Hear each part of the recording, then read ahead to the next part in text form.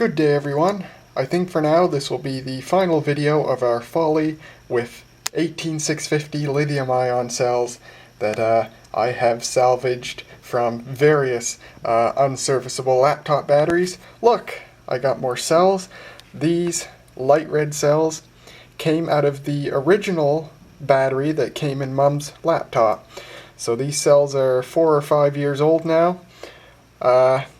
Even brand new, the battery did not have a very good life. I think it only lasted like an hour or something for Mum. When she gave me the laptop battery, the life was so short that as soon as she unplugged it, the laptop would go into hibernation. However, I don't think that's all the battery's fault. From the day she got it, Mum's laptop did not work correctly on the battery.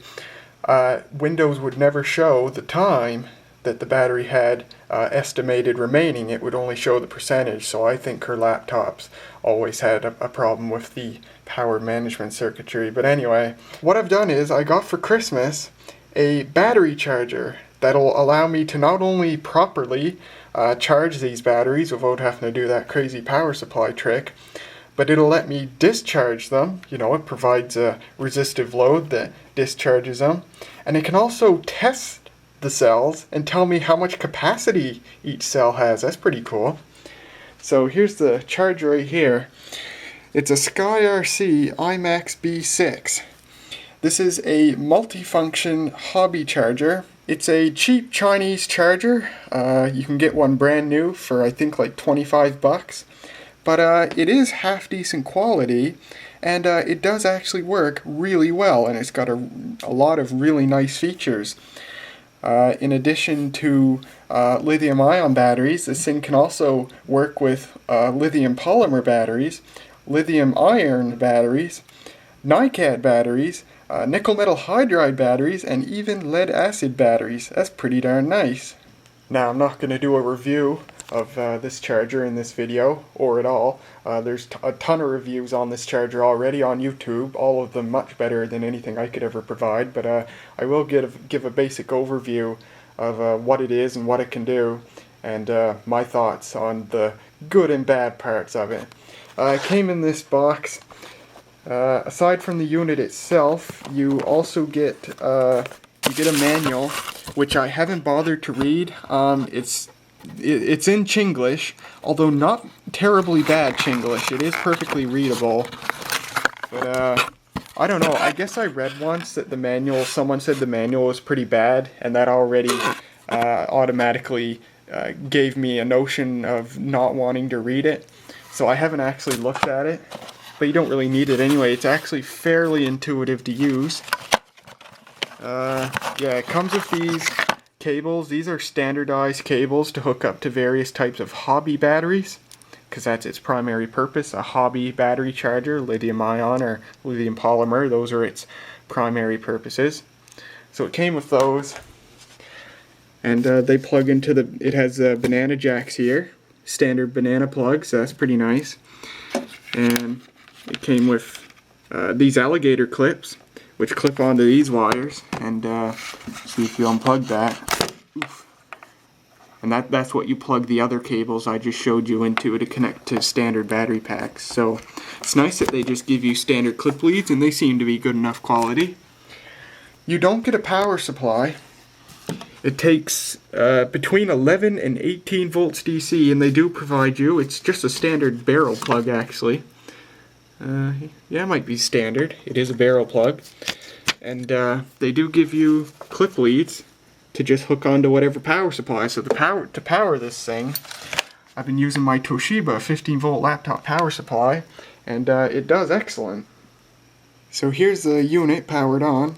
The user interface is pretty easy to pick up on. You just got the 4 buttons on the front here, which have 2 labels for each button. And there is one symptom of the cheapness of this thing. This rightmost button that says start used to have yellow printing under it that said, said enter. And I've used this thing enough already that just my action of pressing this button wore off that yellow printing. So that's kind of part of the cheapness of it. Another really cheap thing is that when you get the unit new, it comes with a bunch of stickers on it, which are clearly meant to be peeled off because, you know, they cover the display and stuff. But they're not made of sticker material that's actually meant for easy peeling. It's actual real, like, semi-permanent sticker material that leaves a residue all over it when you get them off. So then you got to spend a bunch of time cleaning it. And now that I know how easy the print comes off, I'm surprised none of the other print ever came off. Another really stupid thing is, there was a sticker on the back here covering this text here, and the sticker said the exact same thing that this text says. So I don't get why they even put that there. And there's got the sticker showing that it's a genuine unit. There are fake copies of this, and they are not as high quality. You can buy them if you want. The website I bought this from, hobbyking.com, they sell both the fake and the genuine versions. You'll save like $5 or $10 to get a fake one, but I don't recommend doing it at all. Just get a genuine one, they're cheap enough. So the user interface is pretty simple. First of all, you just choose the type of battery you have. Lead acid, NiCad, nickel metal hydride, lithium ion. It doesn't have separate settings for lithium ion, lithium polymer, and lithium iron. What you got to do is you got to go into the setup menu and choose which one of the three you want to use, and then that's what shows up in this menu. That's kind of weird. But anyway, I obviously chose lithium ion. And when you choose your type of battery, you have a selection of options. You can charge a cell, and what's really nice is you can choose the current at which to charge it. So if I wanted to charge a cell which had been quite severely undercharged, I could dial it all the way down to 100 milliamps. Now, if the cell was really bad, like at 0 volts, I'd still have to connect it to the power supply because 100 milliamps is way too much. But if the cell's at least like a volt and a half, 100 milliamps would be fine. And yeah, you can actually dial it up to pretty extreme values, up to 5 amps charging current, provided your power supply will be able to provide it. But I usually charge at an amp for a single cell. And you can choose if you have cells in series, if you have 2 in series, 3 in series, up to 6 cells in series. So it's able to provide quite a high voltage to charge them. And if you do have a series pack, you can plug in these proprietary balance wires. You can buy them on eBay and probably other places. And those wires connect to every individual cell. So in addition to charging the whole pack, the charger can also charge each individual cell to make sure that they're all balanced, meaning they're at the exact same voltage. That's quite nice. So that was the charge. There's the balance. That'd be if you had a series pack and you wanted to balance charge it. There's a separate fast charge setting you can do if you're in a hurry. There's a storage option. This is actually really cool. What storage does, of course, now the full charge voltage of a lithium ion cell is 4.2 volts. But the thing is, if you leave a lithium ion cell fully charged and you don't use it, leaving it sitting there at full charge does wear it out slowly over time. So if you're not planning on using cells for quite a while, i.e. storing them, it's actually best to store them at their nominal voltage, 3.7 volts. And that's actually exactly what this setting does. It charges it up to, well, actually 3.6 volts. It differs between cells whether it's 3.6 or 3.7, but it doesn't really matter. But anyway, yeah, that's a really nice feature. And after testing all these cells, I put a storage charge into each of them. And you can also choose the current at which to charge at. You can discharge them. That's how you test the capacity of them. Charge them up all the way and then discharge them. You can vary the current all the way up to an amp. And I should mention too that when you're charging them, you know, it charges at the constant current, but once the cell actually hits 4.2 volts, it switches into a constant voltage mode, and so it keeps the cell at 4.2 volts, and then the current lowers until it gets to a negligibly low value, and then it says it's full. So that's nice. That's a nice way of charging it. The only thing I wish is that you could actually change the charge voltage, which you can't. Like, for example, you know, 4.2 volts, that's top charge voltage for a lithium ion cell. but it actually reduces their service life quite a bit. If you charge to 4.1 volts, you get slightly less capacity, but you get twice as many charge cycles, which is nice. Although now that I think of it, this thing actually doesn't charge to 4.2 volts. It does charge to 4.1 volts, so that's really nice. But still, it would have been nice if they let you vary the charge voltage. Same with the discharge voltage. It's locked at 3 volts, and actually that's pretty much what I'd choose anyway. But it would have been nice if you could change it to suit yourself. And yeah, that's pretty much it. Now the really weird thing is, just a lot of the settings you get on the lithium-ion setting, you don't get on the other battery types. So if I go to lead acid here, and you get the charge, well, that works the same. Whoops. Discharge, that works the same. Yeah, you just get the charge and discharge, and actually there's really nothing missing here. But there is something very, very wrong with the lead acid setting, or mode. The charge voltage on the lead acid setting, the voltage it charges a 12 volt lead acid battery to is 14.7 volts. That's way too high, even for a cycle charge. Way, way, way too high. 14.4 is the maximum for a cycle charge. Way too high. And there's no way to change it, of course, so that's really quite too bad. And as a matter of fact, I tried this thing on my old rotten Motorola bag phone battery, and the charge voltage is just so high that when it got near that voltage, the battery was just turning so much of the energy into heat that it never finished charging. It stayed at around like 14.4, 14.5 volts. It couldn't go any higher because it was just so rapidly turning all that energy into heat. So yeah, 14.7, way too high. Luckily, there is a workaround if you want to charge a 12 volt lead acid battery. What you gotta do is you gotta go into the settings and set the lithium mode to lithium iron. And then when you go into the lithium iron mode, you go to charge and you tell it that you want to charge 4 cells in series, 4S. And that'll charge to 14.4 volts, so that's perfect. That's the maximum cycle charge for a 12 volt lead acid battery. So that's really nice, and I imagine if you had a 6 volt battery, probably the 2S setting would work, because that probably gets you to 7.2, which is the maximum cycle charge for a 6 volt lead acid battery. And yeah, that actually makes this thing useful for lead acid batteries now. Now, of course, it's not useful for float charging. You wouldn't use a charger like this for float charging, but for cycle charging, it'll work well. Just gotta put it on the lithium iron setting. Other missing features. The user interface is weird. Instead of pressing the, like decrement goes, left through the menu settings, but increment doesn't go right. It does on the other settings. See, it works here, but on the main menu it doesn't. You gotta press stop. That's so weird. Then again, I suppose that's why it's labeled battery type. If you go to the nickel metal hydride setting, you get the charge, but you can't charge multiple ones in series. You can only charge single ones, which is too bad. Same with the discharge.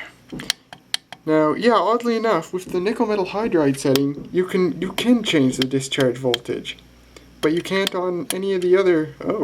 Oh, that's how you get multiple.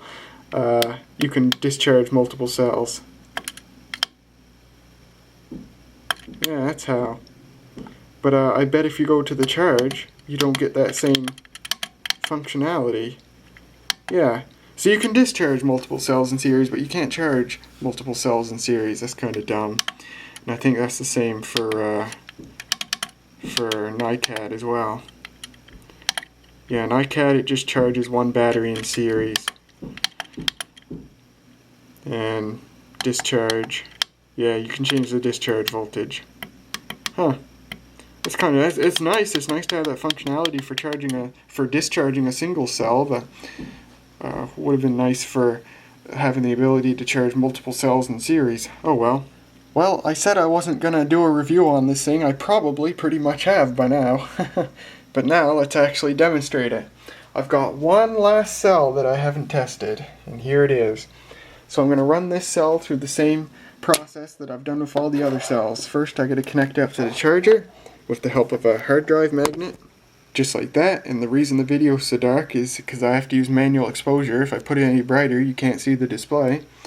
So we go in the lithium ion setting, and since I have no idea what kind of health this battery's at, but I'm going to assume it's not completely like 0 volt discharge, I'm going to charge it, but only at 100 milliamps just to gauge what voltage it's already sitting at, because I don't have my multimeter here to test with. So we hold start.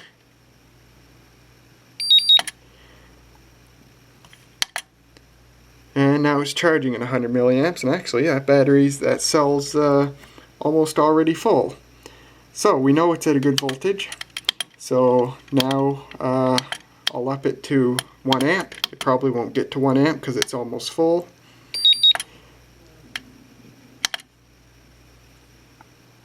Oh right, it only charges to 0.1 volt. I keep thinking it charges to 4.2 now, even though I know it goes to 4.1.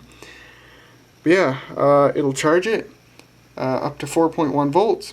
When it's done, it'll beep obnoxiously loud, and it's got the time there, it says charge, and this number at the bottom right corner is how many milliamp hours of capacity the battery takes in.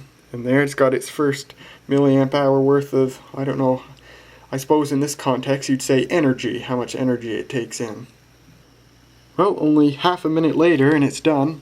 I turn the warning beep off after I shut the camera off. I always keep it off. It's just way too loud and startling for me to use. But now that we know it's full, the next thing we do is we go and discharge it. And this is how we'll tell how much capacity is in it. Now, I usually discharge when testing capacity at 500 milliamps. I could go all the way up to 1 amp, but the thing is, the higher current you discharge a battery with, the lower capacity it'll yield, and many times when manufacturers rate the capacity of their batteries, it's at a very low current, like only 100 or 200 milliamps. So I think 500 milliamps is a fair discharge rate. And I'll discharge down to 3 volts.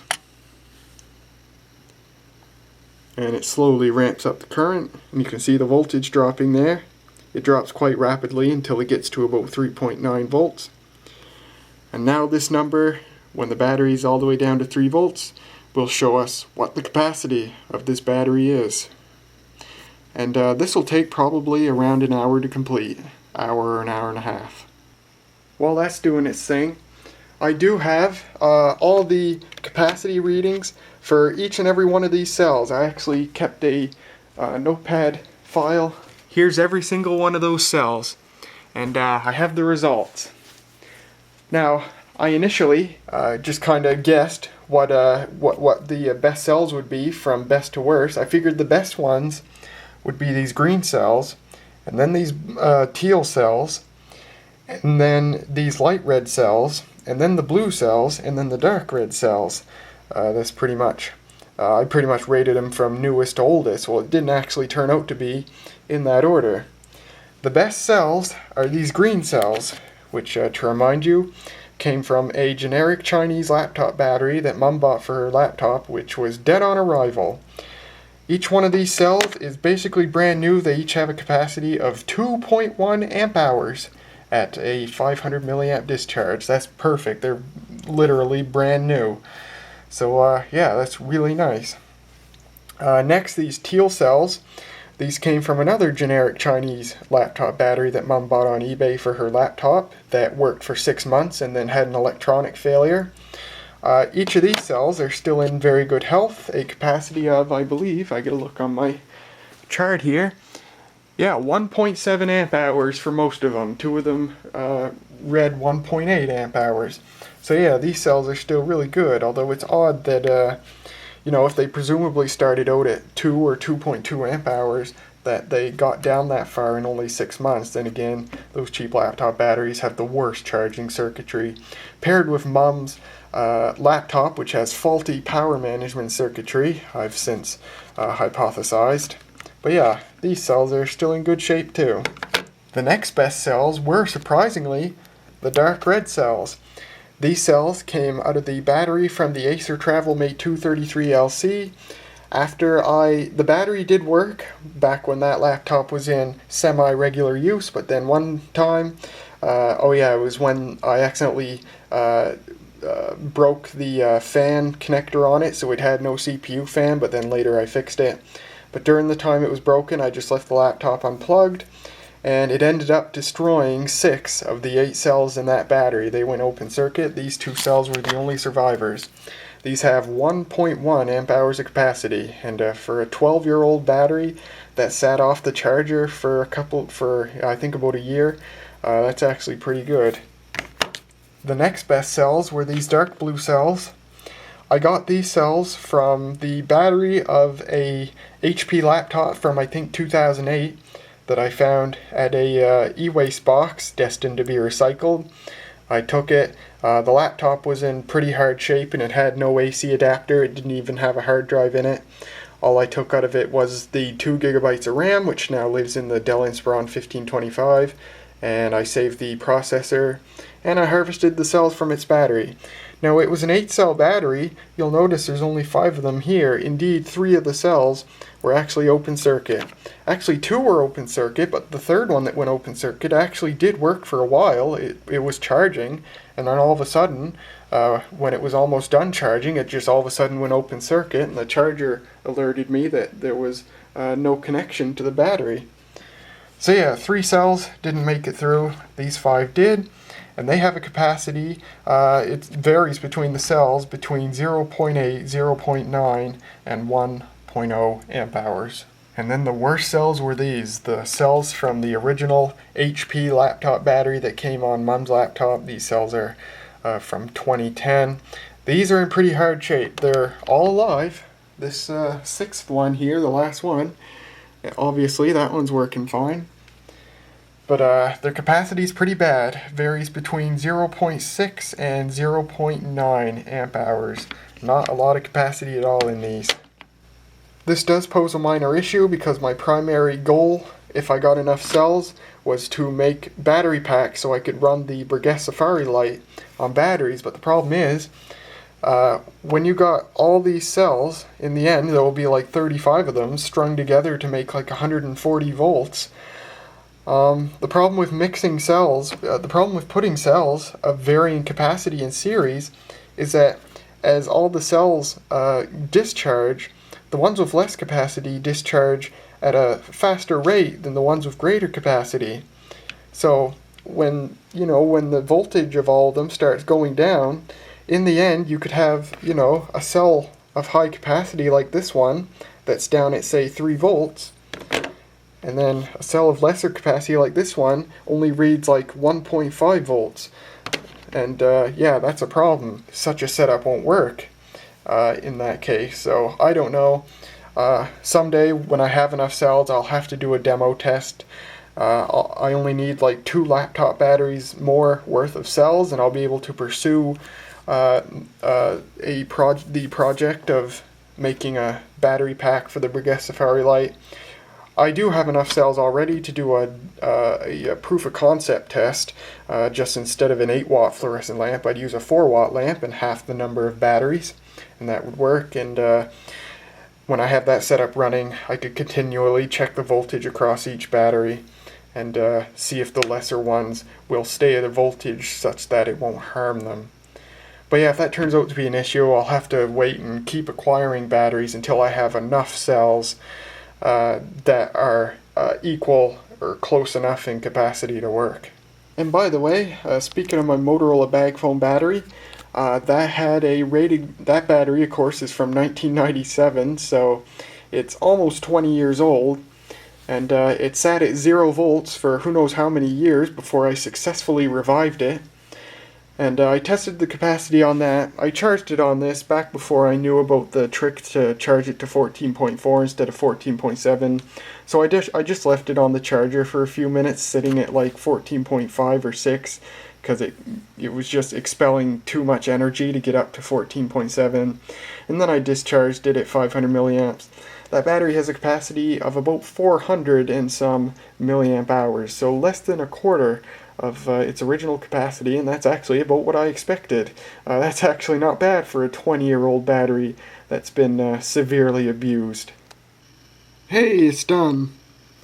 664 milliamp hours. Pretty bad. And that was after 80 minutes of discharging at 500 milliamps. So I will record that, so I gotta get a number off the battery, a unique number, to distinguish it from the other batteries of the same color, 368. And put that in my little notepad database here. Red 368. And I round it up to the nearest tenth, so 0.7 amp hours. And there, I've officially tested all of my lithium-ion cells. I just gotta put a storage charge in this now. So, we go storage, 1 amp. And of course, because there's not very high capacity, it only takes 0.6 amps to get up to 3.7, so already it's in a constant voltage mode. And current will slowly decrease until it's full. And that'll be it.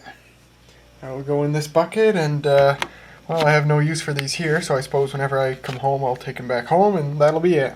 So what I hope to do is, first of all, use, I think, around like 15 or 16 of these cells to do a demo test running a 4-watt fluorescent lamp off of them.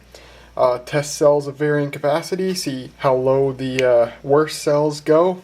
And then someday, if I get enough cells, I can do it with the Breguet Safari light, and hopefully my end goal would be to make proprietary battery packs for the Breguet Safari light and run it on battery power once again for the first time in maybe 40 years. So there you go, there's our last look for now at harvested 18650 lithium-ion cells, and a quick look at the iMax B6 battery charger. I'd totally recommend one of these if you're getting into this sort of stuff. It's a nice cheap entry-level charger that has a lot of really nice features. It's a little rough around a couple of edges, but overall it's definitely worth the price, I think. So there you go. I hope you guys enjoyed, and I'll see you guys later.